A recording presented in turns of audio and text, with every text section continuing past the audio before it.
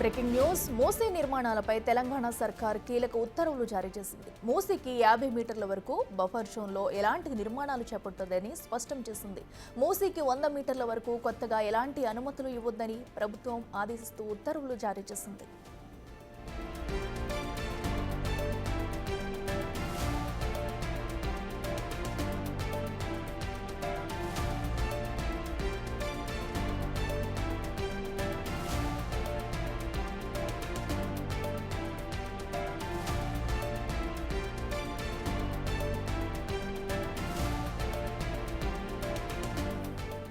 ఇదే అంశానికి సంబంధించి మరింత సమాచారం మా అసోసియేట్ ఇన్పుట్ ఎడిటర్ నగేష్ అందిస్తారు. నగేష్, చెప్పండి, మరి మూసీకి ఇరువైపులా కూడా సుమారుగా 100 మీటర్ల వరకు కూడా కొత్త నిర్మాణాలకి ఎలాంటి పర్మిషన్స్ ఇవ్వద్దంటూ కూడా ఇప్పటికి ఉత్తర్వులు జారీ చేసింది ప్రభుత్వం. అయితే ఇది ఎప్పటి నుంచి అమల్లోకి రానుంది? డీటెయిల్స్ ఏంటి?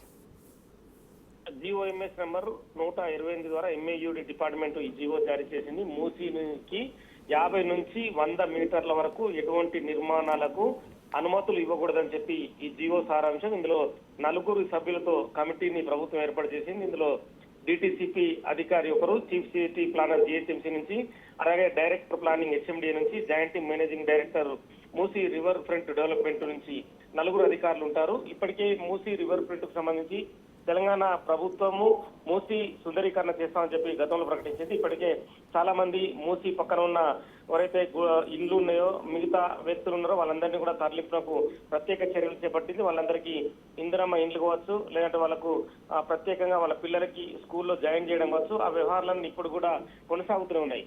అంటే ఇప్పటికీ మూసీ సంబంధించి 50 నుంచి 100 మీటర్ల వరకు ఎటువంటి నిర్మాణాలు ఇక ముందు అంటే భవిష్యత్తులో కూడా నిర్మాణాలు చేపడితే మూసీ ప్రమాద అక్కడ కంపు కానీ మిగతా ఆ కాలుష్యం పెరిగిపోవడం కానీ జరుగుతుంది. కాబట్టి అక్కడ 100 మీటర్ల వరకు ఎలాంటి నిర్మాణాలకు అధికారులు ఎక్కడ కూడా అనుమతులు ఇవ్వకూడదు. అనుమతులు ఇస్తే మాత్రం ఖచ్చితంగా వాళ్ళపైన క్రిమినల్ చర్యలు తీసుకునే అవకాశం కనిపిస్తుంది. ఎందుకంటే ఈ జీవో సారాంశం కూడా అదే, 4 అధికారుల పర్యవేక్షణ ఎప్పటికప్పుడు ఉండాలి.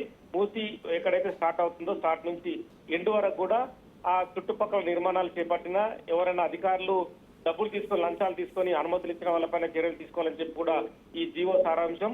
మూసీకి సంబంధించి మూసీ డెవలప్మెంట్ కోసం మూసీకి సంబంధించిన ఎప్పటికప్పుడు పర్యవేక్షణ కూడా ఈ 4 అధికారులు చేస్తూ ఉంటారు. మూసీ సుందరీకరణలో భాగంగా కూడా మొదట ప్రైమరీ ఇష్యూలో ఈ జీవో జారీ చేసినట్టుగా కనిపిస్తుంది. తదుపరి మూసీకి సంబంధించిన మిగతా నిర్వాసితులు కావచ్చు, ఆ చుట్టుపక్కల ప్రాంతాల్లో ఉన్న వాళ్ళందరి క్షేమ సమాచారం కావచ్చు, వాళ్ళందరికీ ఆ నిర్వాసితులకి ఇండ్ల కేటాయింపు, ఆ కుటుంబాలకు సంబంధించిన పర్యవేక్షణ కూడా ఈ 4 అధికారులు ఎప్పటికప్పుడు పర్యవేక్షించాలని చెప్పి ఆ జీవోలో పేర్కొన్నారు. Right Nagesh, thank you.